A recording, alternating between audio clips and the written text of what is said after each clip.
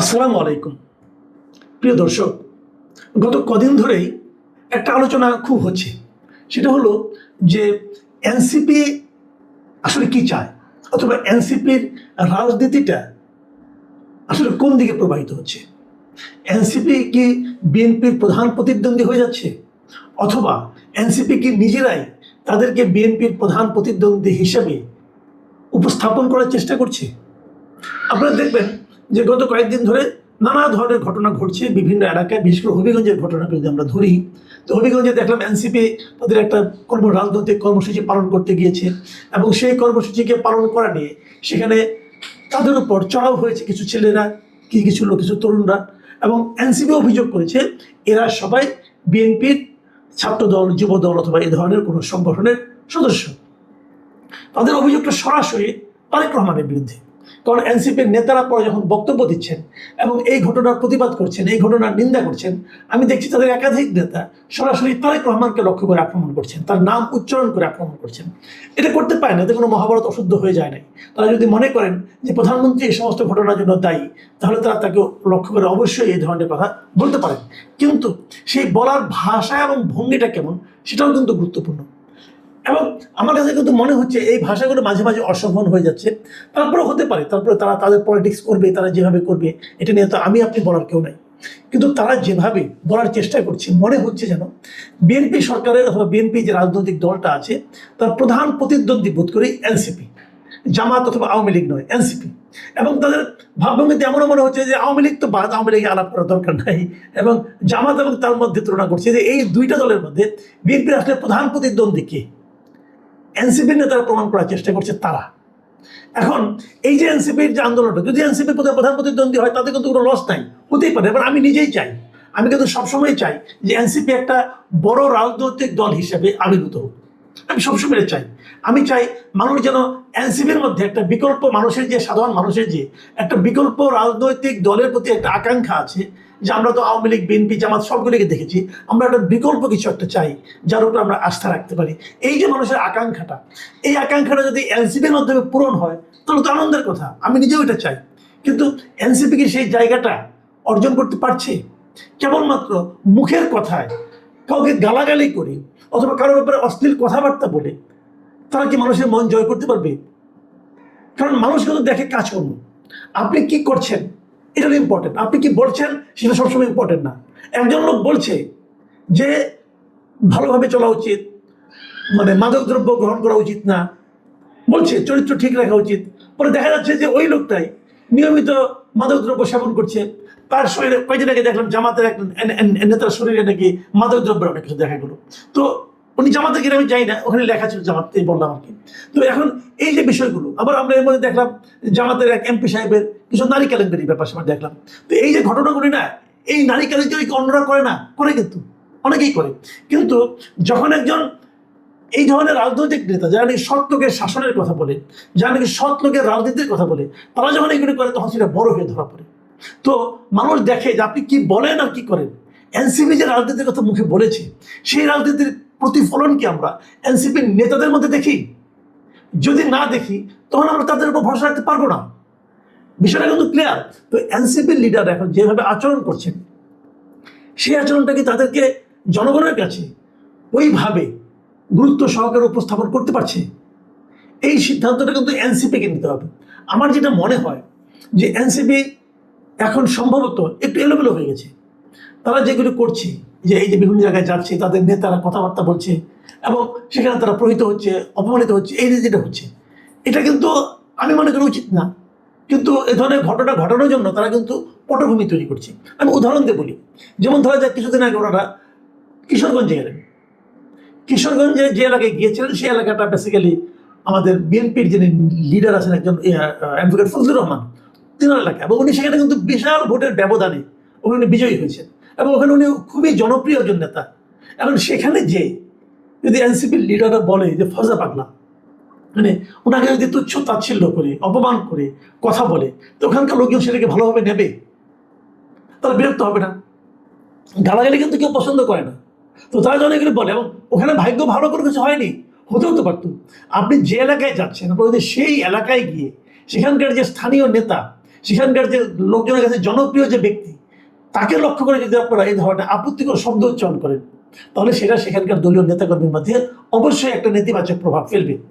যত প্রভাবই ফেলবে, তারপরে আমি ব্যক্তিগতভাবে মনে করি যে গায়ে হাত তোলাটা কোনোভাবেই গ্রহণযোগ্য নয়। হবিগঞ্জে যারা এনসিপির গাড়ি ভাঙছে, যারা এনসিপি বিভিন্ন নেতাকর্মীদের গায়ে হাত তুলছে, একটা ছিল তো একটা চোখে পর্যন্ত নষ্ট হয়ে গেছে। আমি মনে করি এগুলোর দৃষ্টান্তমূলক শাস্তি হওয়া উচিত। এগুলো যদি শাস্তি না হয়, তাহলে কিন্তু আরেক জায়গায় এই ধরনের ঘটনা ঘটবে। এটা গেলো একটা দিক। কিন্তু আমার কথা হলো অন্য জায়গায়, যে এনসিপি আসলে করছে এটা কি, তারা কেন এগুলো ইনভাইট করছে।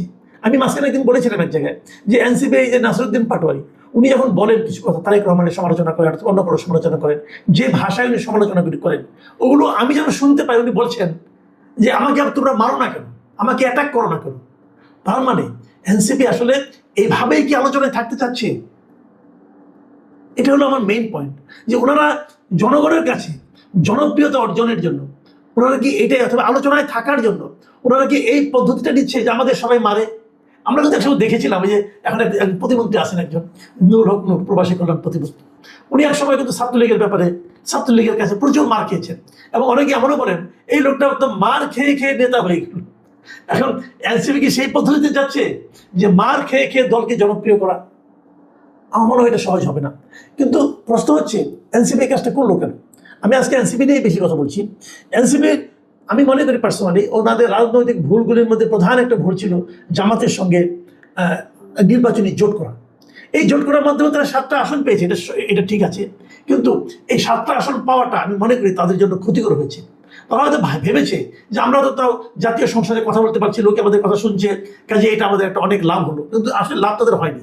বরঞ্চ তাদের যে পরিবর্তনে যারা এমপি হয়েছেন তারা কিছু টাকা পয়সা ইনকাম করেন, প্রভাব বিস্তার করেন, এবং তাদের যে কর্মকাণ্ডটা, এই কর্মকাণ্ডটা কিন্তু সাধারণ মানুষ বিচার করছে যে এনসিপি ক্ষমতায় গেলে এমনটা হবে এই হিসাবে। এবং এই পরিবর্তনটা মানুষের চোখে পড়ছে। মানুষ কিন্তু বলে যে দুদিন আগে রিক্সায় চলার ক্ষমতা ছিল না, এখন কোটি টাকার গাড়িতে চলে। এখন এখানে হয়তো অতিরঞ্জন আছে, এখানে হয়তো বাড়াবাড়ি আছে, থাকতে পারে, কিন্তু কিছু তো হয়েছে পরিবর্তন। এই পরিবর্তনটা মানুষ ভালোভাবে নিচ্ছে না। আবার অপরদিকে ইদানিং যেটা আমরা দেখছি যে এনসিপি তাদের যাদের সঙ্গে নির্বাচনী জোট করেছেন, সেই জামাতের সঙ্গেও কিন্তু তাদের একটা বিরোধ, টানাপোড়েন কিন্তু আমরা দেখতে পাচ্ছি। অথচ দেখেন জামাত কিন্তু এনসিপিকে একটা বাড়তি একটা পদ দিয়েছে, এবারে মহিলা এমপির একটা পদ তারা কিন্তু জামাতের পক্ষ থেকে পেয়েছে। কাজেই জামাতের এই ক্ষেত্রে আমি মনে করি তাদের মধ্যে কোনো কৃপণতা ছিল না, তারা উদারি ছিল। কিন্তু এনসিপির পক্ষ থেকে আমার কাছে কেন যেন মনে হচ্ছে তাদের মধ্যে এই ধরনের একটা টানাপোড়েন তৈরি হয়েছে, বিশেষ করে এই স্থানীয় সরকার নির্বাচনকে কেন্দ্র করে। আমরা জেনেছি যে স্থানীয় সরকার নির্বাচনে ঢাকা সিটি কর্পোরেশনের দক্ষিণ যেটা, সেই দক্ষিণের প্রার্থিতা নিয়ে এক ধরনের টানাপোড়েন তৈরি হয়েছে। দক্ষিণে অনেকদিন আগে থেকে শুনছিলাম যে এনসিপির নেতা আসিফ মাহমুদ সজীব ভুঁইয়া তিনি প্রার্থী হতে চান, কিন্তু এরই মধ্যে জামাত এখানে তাদের একজন প্রার্থীর কথা ঘোষণা করে দিয়েছে। ডাকসুর যিনি ভিপি সাদিক কায়েম, তাকে তারা এখানে প্রার্থী করবে বলে মোটামুটি চূড়ান্ত সিদ্ধান্ত তারা নিয়েছে। এই জায়গাটাতে এসে আমার কেন যেন মনে হয় এনসিপির সঙ্গে জামাতের একটা টানাপোড়েন শুরু হয়েছে, এবং সেটা টানাপোড়েনের শেষ কোথায় যাবে আমরা কিছু নমুনাগুলো দেখতে পাচ্ছি। দেখেন এই যে এনসিপি হবিগঞ্জে যে মাঠটা খেলো, খাওয়ার পর আমরা দেখলাম যে ছাত্র শিবিরের সদ্য সাপেক যে সভাপতি এই জাহিদুল কিন্তু একটা আপনার দিয়েছে, এই পোস্ট দিয়েছে, এবং সেই পোস্টে সে এই ঘটনাটাকে একটা পাতানো খেলা হিসেবে অভিহিত করার চেষ্টা করেছে। তার পোস্টটা আপনাদেরকে আমি একটু পড়ে শুনেন তিনি কি বলেছেন। তিনি বলেছেন হবিগঞ্জ ও মৌলভীবাজারের হামলার ঘটনাগুলো খুবই সুপরিকল্পিত মনে হচ্ছে। উদ্দেশ্য যা হতে পারে জুলাই মাসে জামাতকে যতটা সম্ভব আলোচনার বাইরে রাখা এবং এনসিপির প্রতি জনসমর্থন বা পাবলিক সিম্প্যাথি তৈরি করা। Good plan, good move, deep power. উনি তার মানে যে কথা তখন আমি বললাম, এটা বোধহয় উনি জামাতটাকে ঢুকিয়ে দিয়েছেন যে জামাতটাকে আলোচনার বাইরে রাখা আর এনসিপির প্রতি মানুষের সিম্প্যাথি তৈরি করা। এটা আমি যেটা বলেছিলাম উনি একই কথা বলছেন। এই কথাটাই যখন উনি বলেন তখন সেটা কিন্তু এনসিপির ভালো লাগার কথা না, তাই না? এবং এরপরে দেখলাম যে এনসিপির নেতা মনিরা শারমিন তিনি আমরা একটা পাল্টা পড়ে দিয়েছেন, সেখানে উনি লিখেছেন যেটা, সেটা আপনাদের পড়ে শোনাই যে জামায়াতের 60 বছর বয়সী সংসদ সদস্য 17 বছরের কিশোরীকে চাকরির প্রলোভন দেখিয়ে যে কেলেঙ্কারির জন্ম দিয়েছেন সেটা এই জুলাই মাসেই ছিল। ঘটনা শুধু আলোচনাতেই ছিল না, বরং বিব্রতকর পরিস্থিতি সৃষ্টি হয়েছিল। কিছু মানুষ দেখলাম যারা হামলার প্রতিবাদ না জানিয়ে এর মধ্যে ডিপ প্ল্যান বা গভীর পরিকল্পনার গন্ধ পাচ্ছে। এনসিপির রাজনীতি দাঁড়ালে কারো কারো অসুবিধা হবে, এটাই স্বাভাবিক। নিজেদের ব্যর্থতা অস্বীকার করে অন্যকে সন্দেহের চোখে দেখা একরকম অসুখ আরোগ্য কামনা করে আমিন। বোঝা যাচ্ছে এই জাহিদুলের পোস্টকে কিন্তু উনি কাউন্টার করেছেন। কাউন্টার করতেই পারেন, কোনো সমস্যা নাই, কিন্তু এখানেও কিন্তু আপনি দেখবেন যে এক ধরনের মানে তাদের মধ্যেকার যে ঐক্যটা, সেখানে যে একটা ফাটল ধরেছে, এক ধরনের ভাঙন তৈরি হয়েছে, সেটা কিন্তু আমরা এখানে কিছু কিছু হলেও দেখতে পাচ্ছি। যেমন আলোচনা, যেটা নাকি জাহিদুল বলেছেন যে আলোচনায় থাকতে চাচ্ছে, জামাতকে আলোচনা বাইরে রাখতেছে এবং তারা তাদের প্রতি সমর্থন চাচ্ছে। উনি বলছেন জামাত যথেষ্ট আলোচনা ছিল এই জুলাই মাসে, ওই আপনাদের গাজী সাহেবকে নিয়ে, গাজী নজরুল এমপিকে নিয়ে, একটু কিন্তু ব্যঙ্গ আছে এখানে। হ্যাঁ, আবার উনি এটা বলেছেন যে এনসিপির রাজনীতি দাঁড়ালে কারো কোনো অসুবিধা হবে। এটাও ঠিক, আমি কিন্তু মনিরা শারমিনের সঙ্গে একদম দ্বিমত পোষণ করছি না। আসলে এনসিপি রাজনীতি দাঁড়ালে কারো কোনো অসুবিধা হবে, কিন্তু এনসিপির রাজনীতিটা দাঁড়াবে কিসের উপর ভিত্তি করে? এনসিপির রাজনীতি কিন্তু এই মার খাওয়ার মাধ্যমে, সরকারকে গালাগালি করার মাধ্যমে আপনি দাঁড় করাতে পারবেন না। এনসিপির রাজনীতি দাঁড় করাতে হবে তার নিজের যোগ্যতার উপর, নিজের আচরণের মাধ্যমে, নিজের কথা এবং কাজের মিলের মাধ্যমে, নিজের এমপিদের হঠাৎ হঠাৎ করে আঙুল ফুলে কলা গাছ হয়ে যাওয়ার মাধ্যমে না। এই জায়গাটা কিন্তু বড় কথা। আমি একটা বটম লাইন বলি, যে আলোচনাটা বাংলাদেশের রাজনীতিতে এই মুহূর্তে একটা ধারা খুব প্রবল, সেটা আপনারা দেখেছেন, সেটা হলো যে কোনো কিছুর বিনিময়ে হোক আওয়ামী লীগকে মাঠে নামতে না দেওয়া। এটা হলো একটা প্রবল ধারা। এই ধারার সঙ্গে কারা আছেন? এই ধারার নেতৃত্বে আছেন এনসিপি, জামাত, এবং সঙ্গে আছেন বিএনপি। বিএনপি কিন্তু এই ধারার বিরোধিতা করছে না, মনে মনে কি বলছে আমি বলতে পারবো না, কিন্তু তারা এই ধারার সঙ্গে আছে।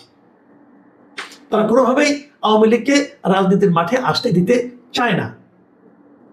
কিন্তু একটা জায়গা মাথায় রাখবেন, এই যে ঘটনাগুলো আপনারা ঘটাচ্ছেন না, পরস্পরকে কাদা ছোড়াছুড়ি করছেন, মার খাচ্ছেন, মার দিচ্ছেন, গালাগাল করছেন, একে ওকে গালাগাল করছেন, এর মাধ্যমে কিন্তু আপনারা প্রকারান্তরে যা আপনারা চান না, যেটা আপনাদের মূল লক্ষ্য যে আওয়ামী লীগকে আসতে দেবো না, আওয়ামী লীগ আসবে, এটা আপনারা ফেরাতে পারবেন না, এটা স্বাভাবিক কারণে আসবে, প্রাকৃতিক নিয়মেই আসবে। এই দেশে প্রচুর আওয়ামী লীগের সমর্থক কর্মী আছে, তারা আসবে, কিন্তু আপনাদের এই কর্মকাণ্ডের মাধ্যমে আপনারা কিন্তু তাদের এই আশাটাকে বরং ত্বরান্বিত করে দিচ্ছেন।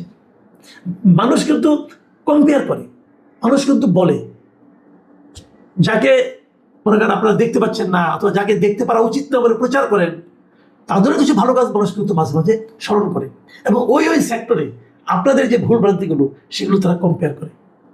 এই যে এটাও মাথায় রাখতে হবে। প্রিয় দর্শক, এখন এ পর্যন্তই। আল্লাহ হাফেজ।